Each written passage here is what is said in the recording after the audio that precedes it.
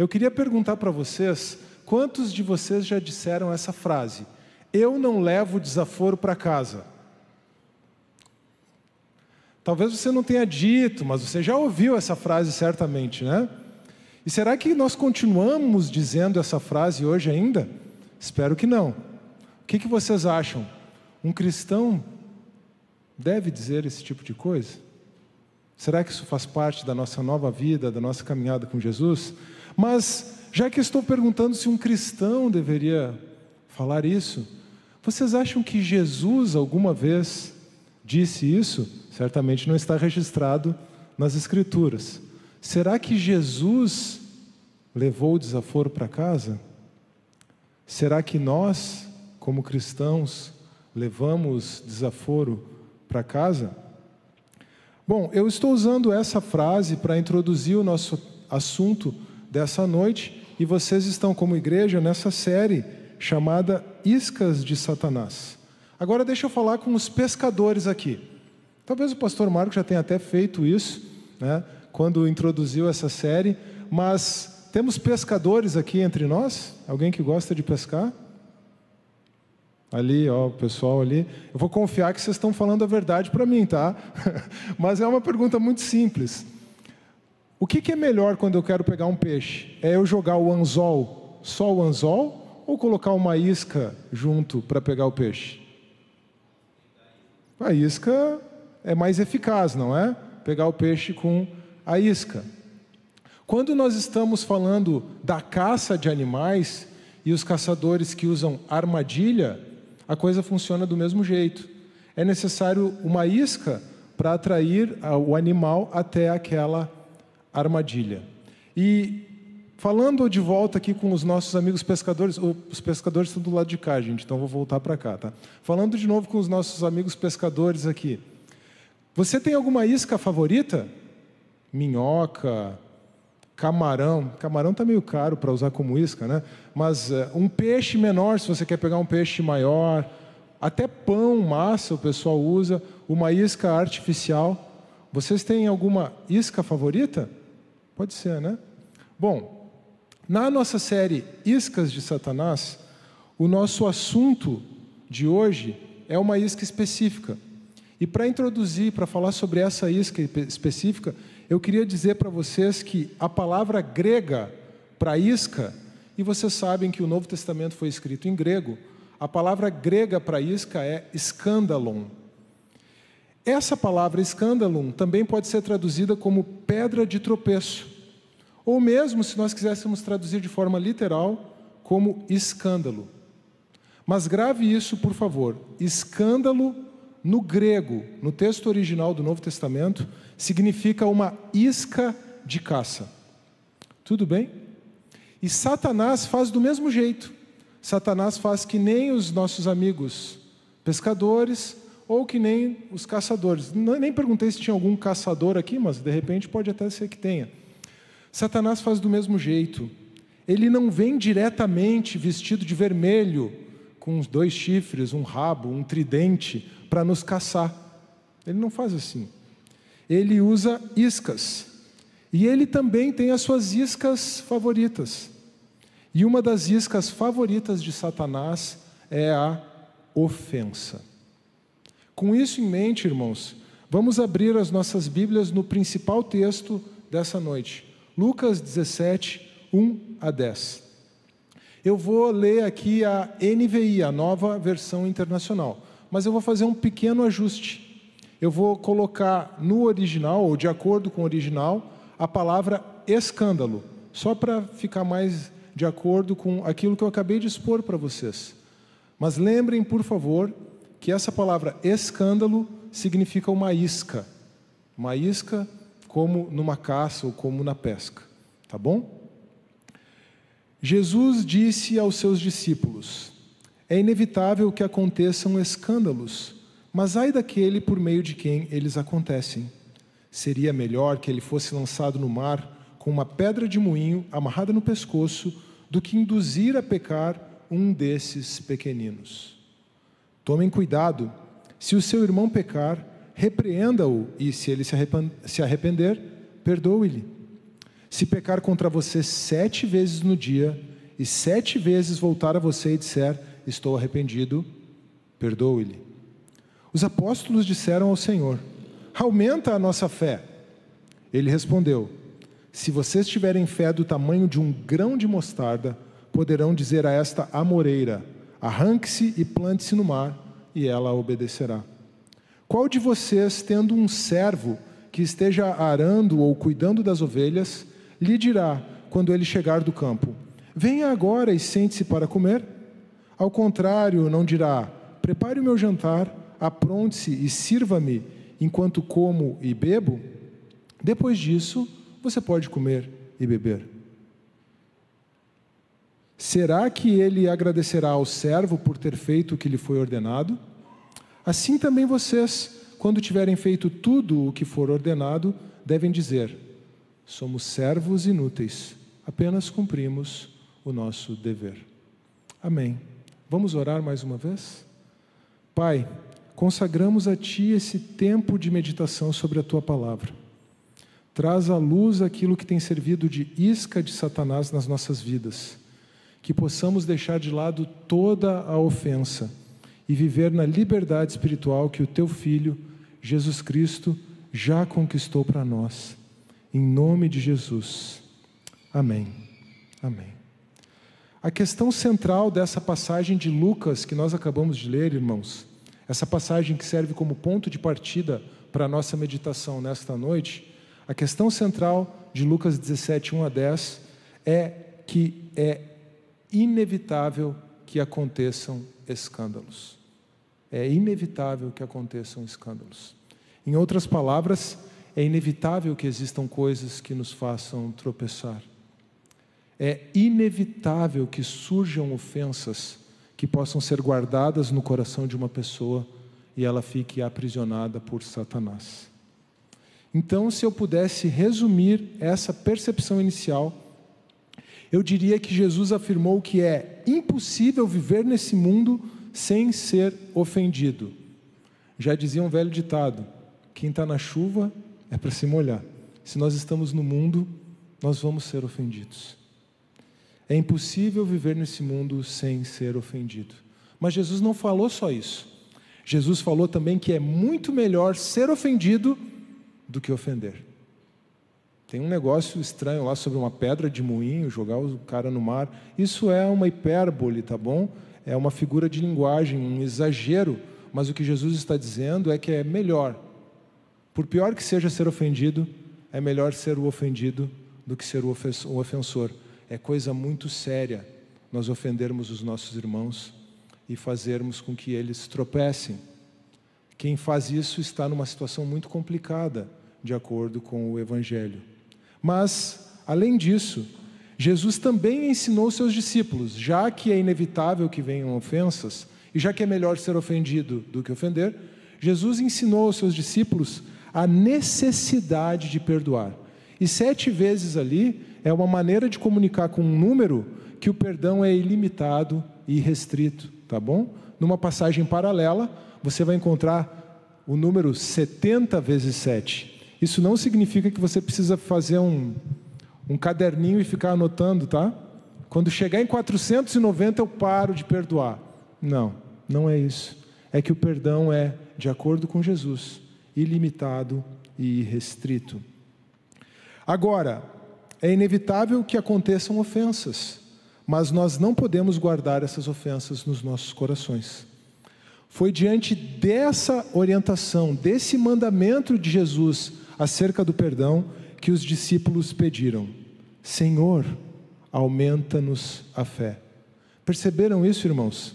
Não foi diante dos milagres, não foi diante da ordem para que eles fossem e curassem os enfermos, não foi diante da ordem para que eles fossem e expulsassem demônios, não foi nem diante da ordem para que eles fossem ressuscitar os mortos, também não foi para caminhar sobre as águas, nada disso.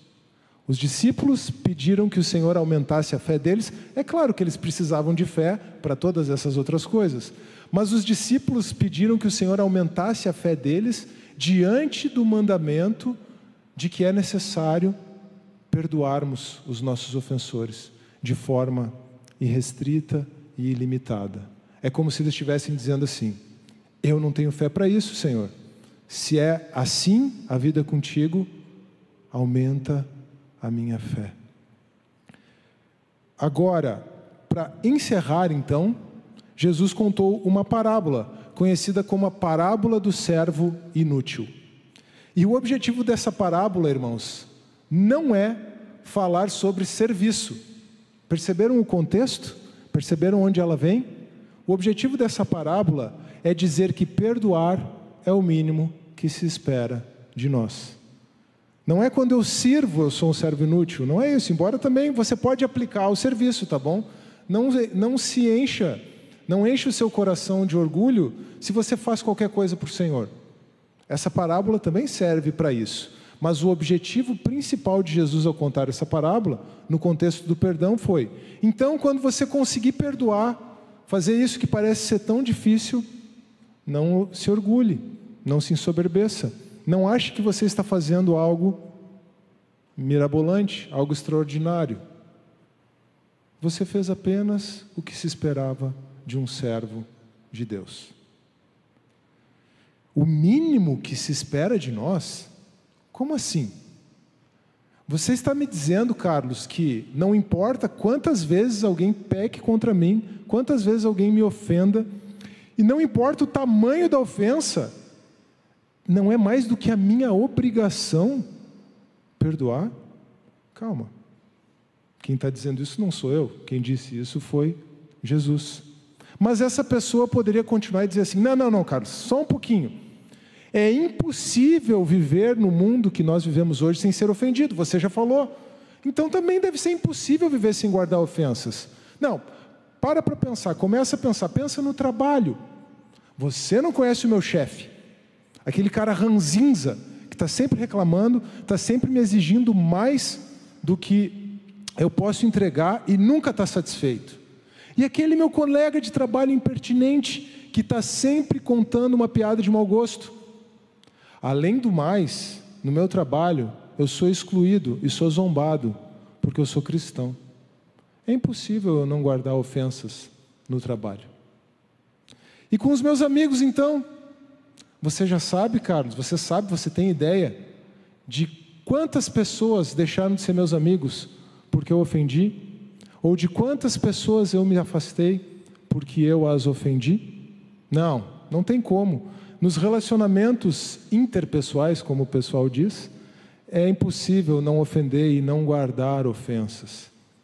E na família, quanto mais próxima a relação, mais grave a ofensa. Quanto mais próximo o relacionamento, mais grave a ofensa. As marcas mais profundas são deixadas pelas ofensas realizadas por pais contra filhos, por filhos contra pais, por maridos contra mulheres, por mulheres contra maridos, por irmãos contra irmãs, por irmãos contra irmãos. E aqui eu incluo também os irmãos em Cristo.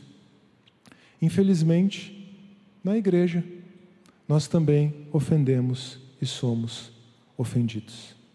É inevitável que aconteçam ofensas.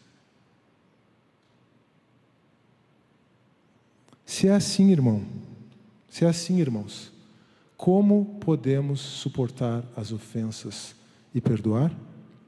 Como podemos suportar as ofensas e perdoar?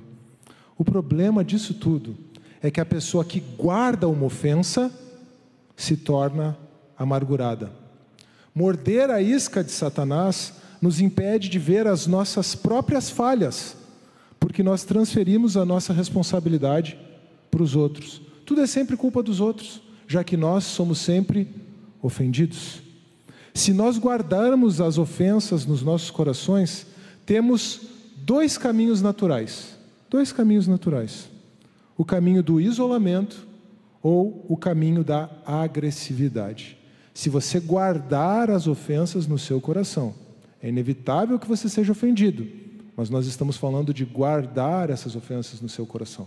Quais são os dois caminhos naturais para quem guarda uma ofensa no seu coração? O isolamento ou a agressividade. O primeiro caminho, a pessoa que se isola, ela deixa que o orgulho leve a encobrir a ofensa. Por causa do seu próprio orgulho, a pessoa faz de conta que nada aconteceu. Essa pessoa passa a dizer para si mesma e para os outros que aquilo não foi nada. Essa pessoa deixa de ser vítima aos seus próprios olhos e cai no orgulho. E infelizmente, irmãos, o orgulho é um pecado biblicamente mais grave do que qualquer ofensa que possa ter sido praticada contra nós. Só porque eu fui maltratado, eu não tenho o direito de ficar preso a uma ofensa. Um erro não justifica o outro. Na verdade, o caminho do isolamento é uma bomba relógio.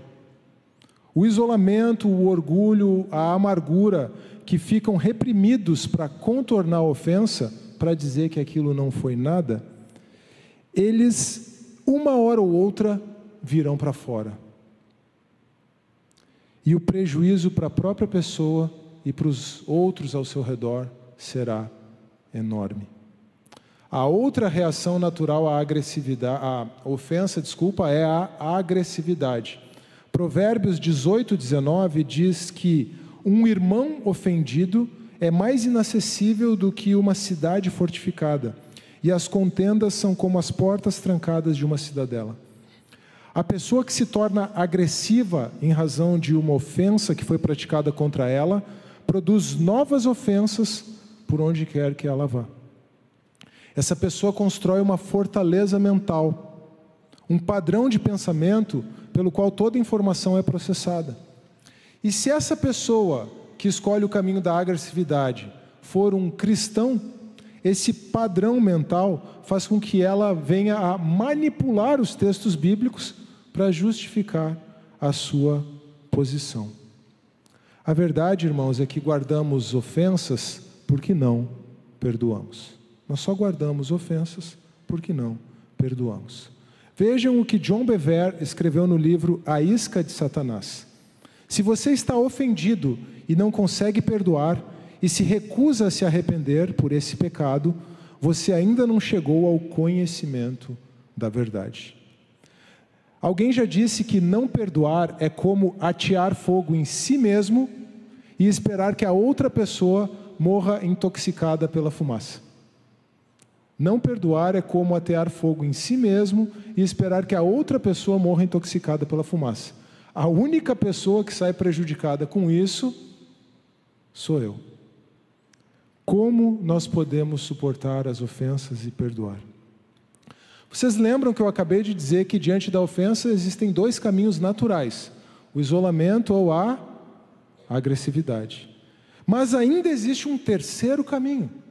Um terceiro caminho que não é natural, é sobrenatural, é espiritual. O que nós aprendemos na presença de Deus, nenhum ser humano pode nos ensinar. Para considerarmos esse caminho espiritual para lidarmos com as ofensas, eu quero chamar a atenção dos irmãos para a primeira carta de Pedro. Meus irmãos, a primeira carta de Pedro é um livro fascinante da Bíblia. Recomendo a leitura dele para vocês.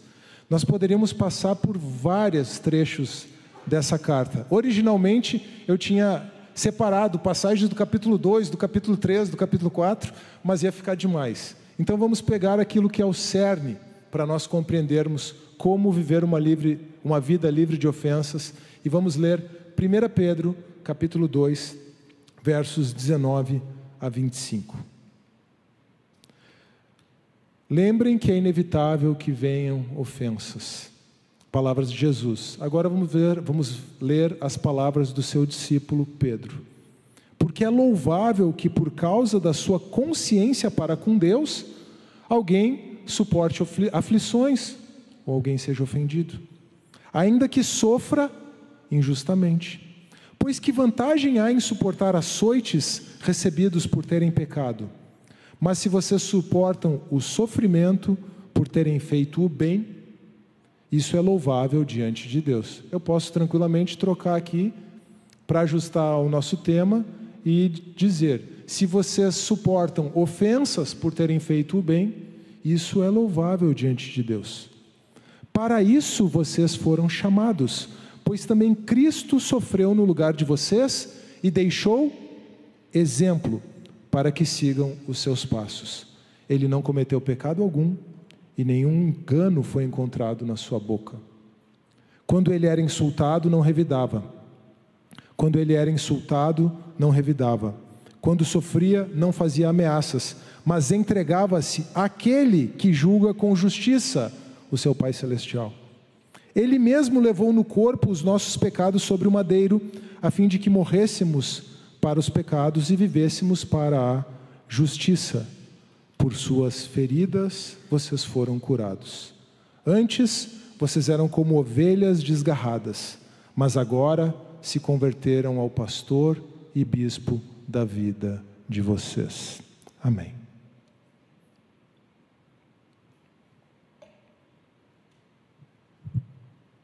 Pedro escreveu essa carta a partir de Roma. Ele estava em Roma quando ele escreveu, e ele escreveu para as províncias romanas na Ásia. A gente já conversou um pouquinho sobre a província, ele escreveu para as igrejas na província romana da Ásia. E a gente já conversou um pouquinho sobre a província romana da Ásia no dia 23, então alguma informação sobre aquela região eu já passei para vocês. Mas essa carta foi escrita em algum momento entre o final da década de 50 e o começo da década de 60 depois de Cristo. No momento em que, ou no período em que Nero era o imperador romano. Isso é certo. Pedro escreveu durante o império de Nero. E Nero foi o primeiro imperador, vocês sabem isso, Nero foi o primeiro imperador a perseguir oficialmente a igreja. Até então, os cristãos eram perseguidos pelos próprios judeus ou pelos outros gentios, mas não de forma oficial. A perseguição imperial oficial começou no ano 64 depois de Cristo, naquele conhecido episódio em que Nero colocou fogo na cidade de Roma no meio da sua loucura, e depois, para sair ileso, ele acusou os cristãos de terem causado aquele incêndio. O resultado foi que a perseguição inicial começou da pior forma possível. Os cristãos não eram apenas crucificados, eles eram também colocados em estacas e queimados vivos. Eu até creio que por evidência interna, especialmente o verso 12 do capítulo 4, eu creio, é uma convicção particular, que Pedro escreveu essa carta após o começo da perseguição de Nero. Mas a maioria dos estudiosos entende que a carta deve ter sido escrita antes do começo da perseguição. Tá bom? Isso é controverso. Mas isso, na verdade, não importa. Porque quer os cristãos estivessem sendo perseguidos oficialmente pelo império, quer a perseguição fosse apenas extraoficial, o fato é que os cristãos eram desprezados por todo o império. Eles eram ofendidos, eles eram humilhados, eles eram tratados como gente de segunda categoria. Apesar da conduta exemplar deles, eles eram ofendidos e rejeitados pelo simples fato de serem cristãos. Pedro escreve a sua carta, então, para encorajar os seus irmãos. É uma carta de encorajamento. Ainda que eles estivessem sofrendo injustamente, eles não deveriam guardar aquelas ofensas nos seus corações. E por que eles não deveriam guardar aquelas ofensas? Como os seguidores de Jesus poderiam perdoar os seus ofensores? Eles podiam fazer isso porque Jesus nos deixou o exemplo. Na verdade, irmãos, se nós considerarmos o ensinamento bíblico, nós estamos diante de algo muito maior do que simplesmente um exemplo. Exemplo, para mim, são o pastor Tércio e o pastor Marco, quando a gente fala em pregação. Pastor Tércio, da Igreja Batista Monte Serra, pastor Marco, aqui da PIB Montenegro, são exemplos de pregadores. Se você me perguntar sobre um exemplo de perseverança e lealdade, eu trouxe alguém junto comigo, o meu filho, Timóteo. dificilmente ele vai desistir de algo e dificilmente ele vai deixar você na mão. Ele não deixa um amigo na mão. Ele é um exemplo de perseverança e lealdade. O pastor Marco brincou aqui com a minha inteligência. Muito obrigado de novo, pastor. Alguns me consideram um exemplo de estudioso e algumas pessoas por isso me pedem algumas dicas, alguns conselhos sobre como podem se aprofundar nos estudos e tudo mais. Acontece, irmãos, que por mais que eu admire esses homens, pastor Tércio, pastor Marco, por mais que eu ame o meu filho e por mais que eu possa me dedicar nos estudos, todos nós somos seres humanos, falhos, e uma hora ou outra vamos falhar, inclusive naquilo que somos considerados exemplo. E mesmo que as pessoas possam se inspirar em nós e aquilo causar alguma coisa, alguma mudança na vida delas, não é a mesma coisa que o impacto que Jesus tem nas nossas vidas. Jesus nos deu um exemplo, é o que diz a nossa tradução. Mas não é apenas um exemplo, por quê? Porque Jesus fez primeiro o que nenhum de nós poderia fazer. E Ele fez isso no nosso lugar, num sacrifício vicário, como o pastor Marco nos lembrou em oração agora há pouco. Ele suportou a vergonha e a morte de cruz para o perdão dos nossos pecados. E Ele ressuscitou para nos dar vida. E é somente porque Jesus já fez isso, e é somente se estiverem em Cristo, que os seguidores de Jesus podem viver uma vida que não guarda ofensa e que perdoa os seus ofensores. Na verdade, irmãos, eu falei de exemplo como a expressão encontrada na nossa tradução, mas a linguagem de Pedro no original é mais forte do que um exemplo. Ele usa a expressão hipogramon, que em grego significa literalmente algo escrito por baixo. Então Jesus escreveu primeiro para que nós pudéssemos escrever depois. Em termos contemporâneos, em linguagem de hoje, Jesus nos deixou um caderno de caligrafia. E agora você entendeu por que o título da mensagem é o caderno de caligrafia de Jesus e não a isca da ofensa. Vamos focar no que é positivo. Vamos focar no que transforma a nossa vida e não naquilo que até hoje pode ter nos causado dor e sofrimento. O caderno de caligrafia de Jesus. Se vocês me permitem dizer isso, meus irmãos, muito mais do que um exemplo, a cruz é o caderno de caligrafia que Jesus nos deixou. Ele deixou o tracejado, sabe aqueles cadernos das crianças? As letras tracejadas? Ele deixou o tracejado do amor sacrificial, da graça e do perdão, para que nós uníssemos os traços e escrevêssemos a história do Evangelho na nossa própria vida. Somente a cruz já seria o ensino bíblico mais contundente sobre a nossa necessidade de perdoar. Você lembra o que Jesus falou quando estava sendo crucificado? Pai, perdoa-os. Eles não sabem o que fazem. Pai, perdoa-os. Somente a cruz já seria o ensino bíblico mais contundente sobre a necessidade de perdoarmos. Mas ainda assim, irmãos, nós temos, além das narrativas da crucificação, um ensino bíblico sólido e profundo sobre a necessidade e a importância, sobre o quão fundamental, na verdade, sobre quão imprescindível é o perdão nas nossas vidas. O próprio Jesus nos ensinou a orar assim: Pai nosso, perdoa as nossas ofensas, como também temos perdoado aqueles que nos ofendem. Percebe que isso não é algo simplesmente para nós repetirmos, sem sentido? E isso não é para repetirmos porque Jesus ainda explica depois. Ele diz, na sequência do Evangelho de Mateus: se vocês não perdoarem uns aos outros, o Pai Celestial não perdoará as transgressões de vocês. E aqui você pode estar pensando: Carlos, eu fui ofendido. E você está me dizendo que se eu não perdoar, eu não recebo o perdão de Deus? De novo, calma, não sou eu que estou falando. Quem falou foi Jesus. Mas, se isso causa um pouco de estranheza, então nós podemos simplesmente inverter a ordem. Paulo deixa isso claro em Colossenses 3:13. A ordem, na verdade, apesar da maneira como Jesus colocou, para ser contundente ao ensinar sobre a oração e sobre a necessidade de perdão, a ordem lógica, vamos colocar assim, é a seguinte: nós perdoamos porque Jesus nos perdoou. E quem compreendeu o perdão de Jesus, e quem recebeu o perdão de Jesus, perdoa. Ou seja, nós perdoamos uns aos outros porque compreendemos o amor de Deus manifestado na cruz de Cristo e recebemos o perdão de Deus.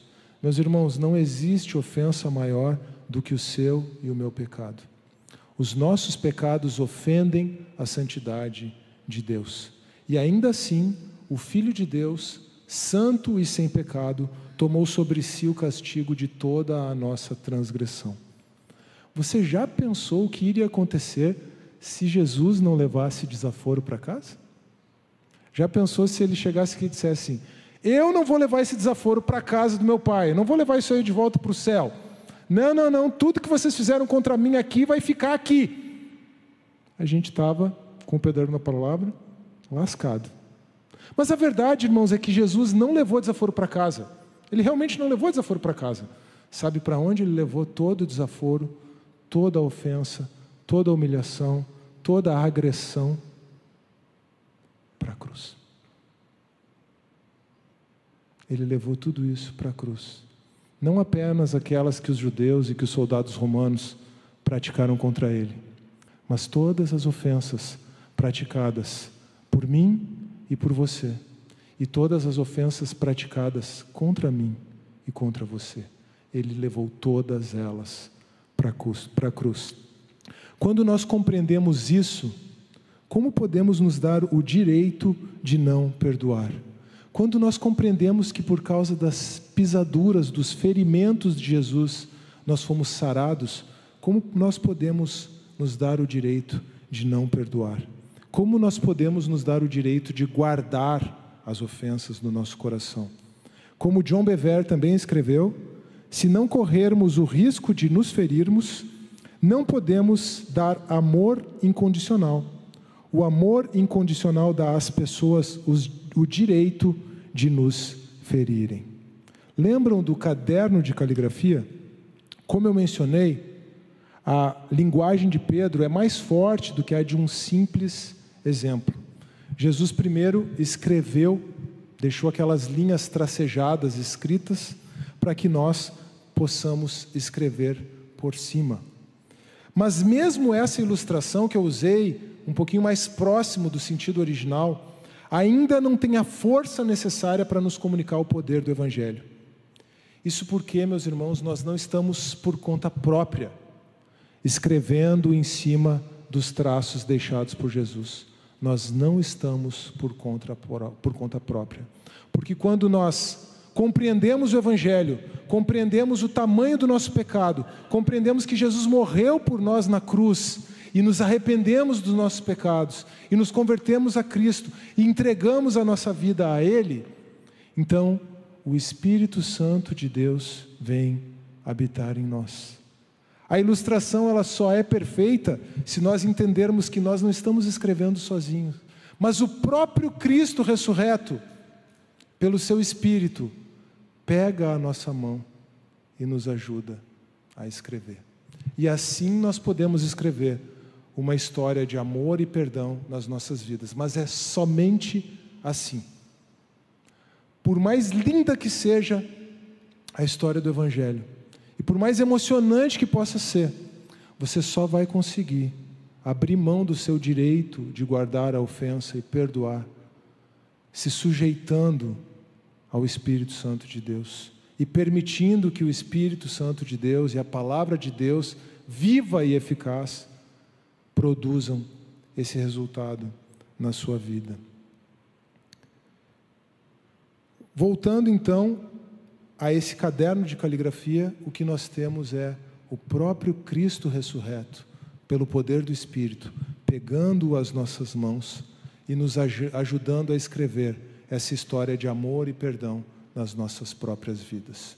Nós não estamos sozinhos, nós não estamos por conta própria. A verdade, irmãos, é que em Cristo nós podemos suportar as ofensas e perdoar. E eu poderia dizer mais, eu poderia dizer que apenas em Cristo e somente em Cristo, nós podemos verdadeiramente suportar as ofensas e perdoar. Permitam-me contar uma história que talvez muitos de vocês conheçam para encerrar. Quantos aqui já ouviram falar de Jim Elliot e de Elizabeth Elliot? Bom, se ninguém ouviu falar, melhor ainda, porque aí então a história vai ser inédita para vocês, ou pelo menos para a maioria de vocês. Esse era um casal de missionários dos Estados Unidos. E eles tinham um desejo no coração. O desejo deles era pregar o evangelho para os índios na América do Sul, mais especificamente no Equador. Então eles vieram, eles tinham uma filhinha pequena, trouxeram ela, e eles vieram com mais 4 famílias de missionários americanos. E eles se estabeleceram no Equador, começaram a evangelizar os índios equatorianos, mas eles ouviram falar, tomaram conhecimento de que havia uma tribo indígena no Equador, que era conhecida pelos próprios índios como selvagem. Eram os índios Auca. Auca é selvagem no dialeto dos índios. Mas o nome da tribo mesmo é Huarani ou Huarani. Eu acho até que parece Guarani isso, mas eu não entrei na pesquisa linguística. Então, eles ficaram sabendo desses índios que eram extremamente hostis.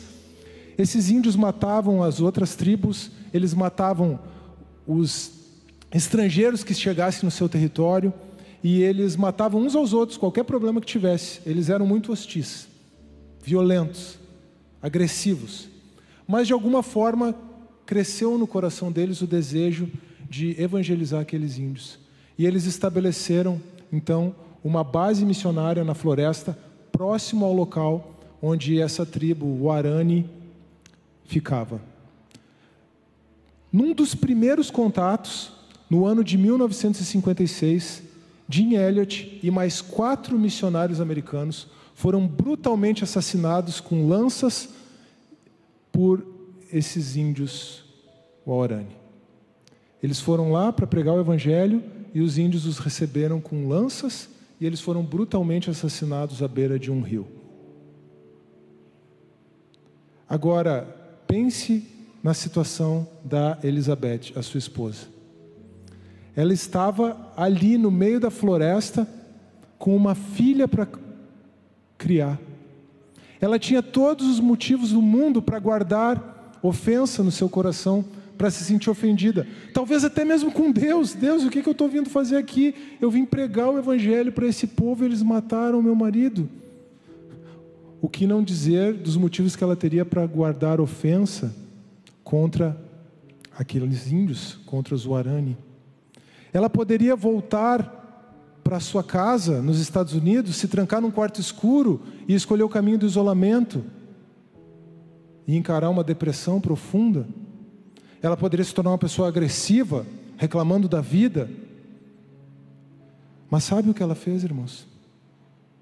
Ela pegou a sua filha e foi morar no meio daquela tribo, convivendo com os mesmos índios que mataram o seu marido. Algum ser humano tem força e poder em si mesmo para fazer isso?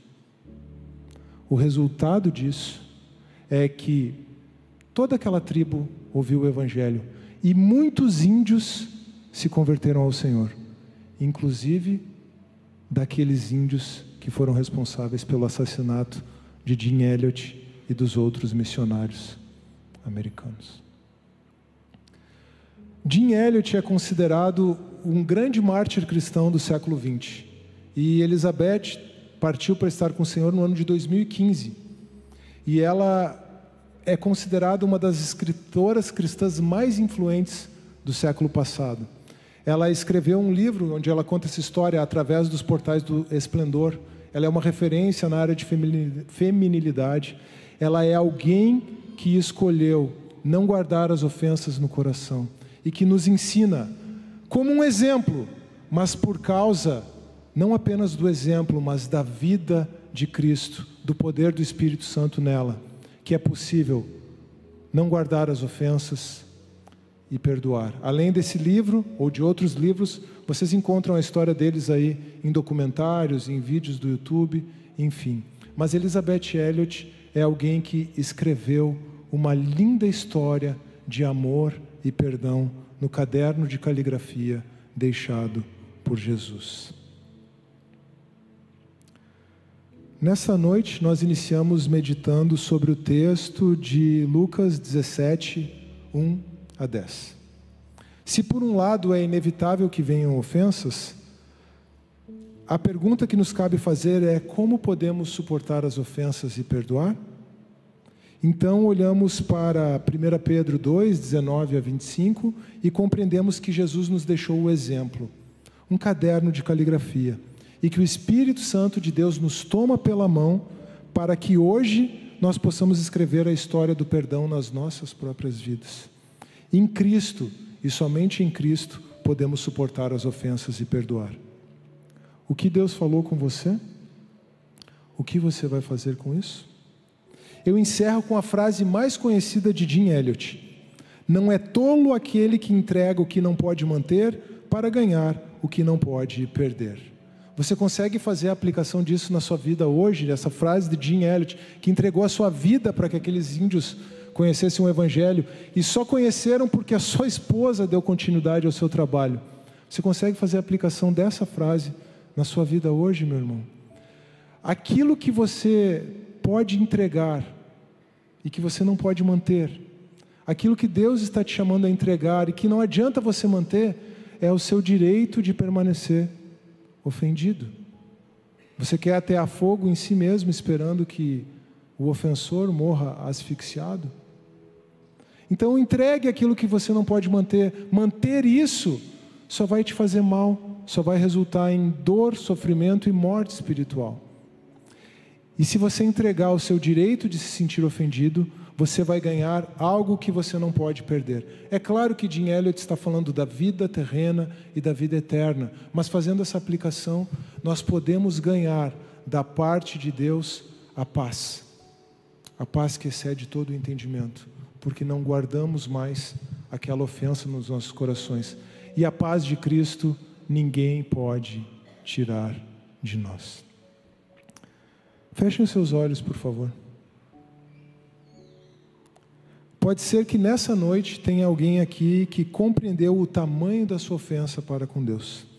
Alguém que compreendeu que o seu pecado, não importa o tamanho ou a gravidade que ele possa parecer ter, é tão grande que necessitou do sacrifício de Jesus na cruz.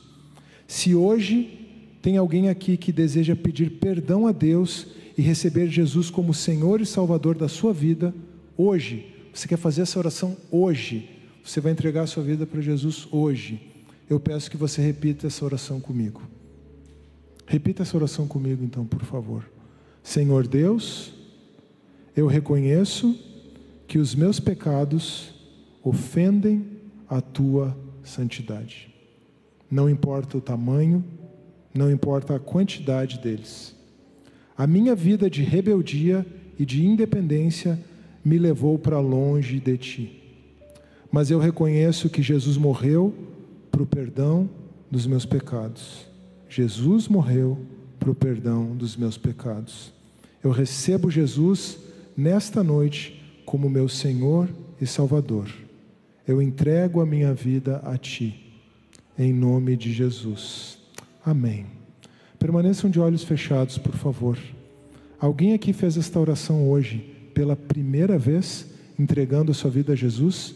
Se você fez isso esta noite, se hoje foi a noite em que você compreendeu o amor de Deus e recebeu o perdão dos seus pecados, fazendo essa oração, eu peço que você levante a mão, por favor.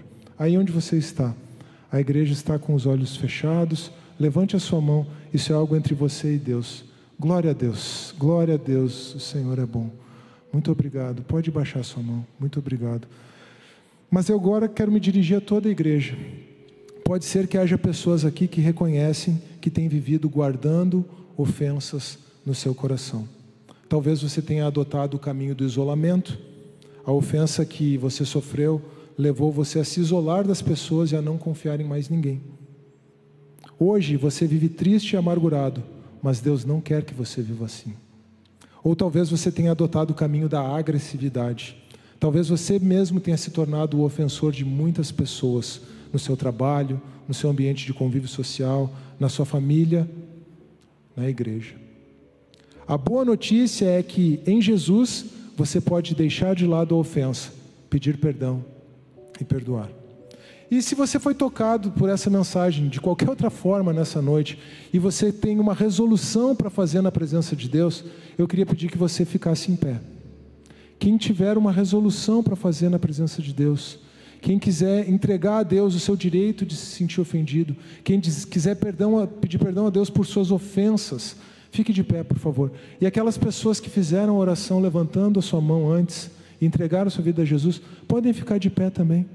E todos aqueles que foram impactados pela mensagem dessa noite, que já se levantaram, muito obrigado por isso. Vou convidar vocês também agora a virem aqui à frente, que eu gostaria de orar por vocês.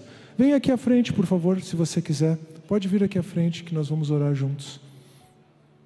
Amém. Muito obrigado. Glória a Deus. Glória a Deus. Senhor Deus, muito obrigado, Pai. Muito obrigado porque Jesus morreu naquela cruz por nós.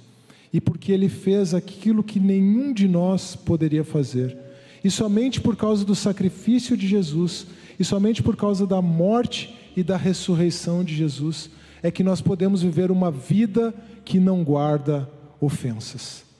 Deus, muitos de nós já morderam e têm mordido essa isca de Satanás. Mas hoje, as artimanhas do inimigo foram denunciadas aqui, nesta noite. Muitos de nós, Deus, guardamos ofensas no nosso coração. Muitos de nós temos nos sentido ofendidos. Muitos de nós temos ofendido. Mas hoje Tu falaste ao coração dessas pessoas que estão aqui.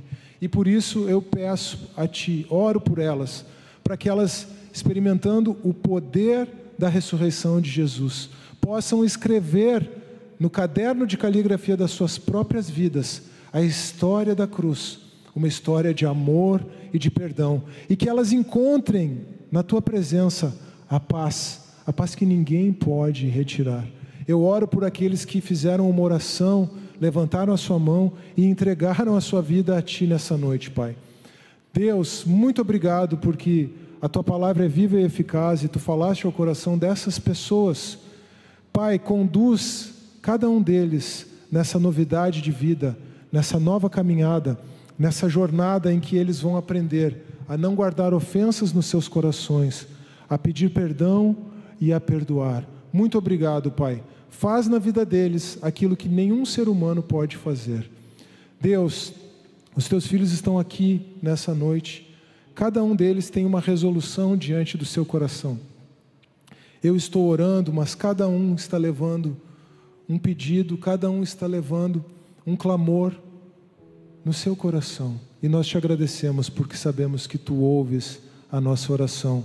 Um coração quebrantado e contrito, Tu não rejeitas.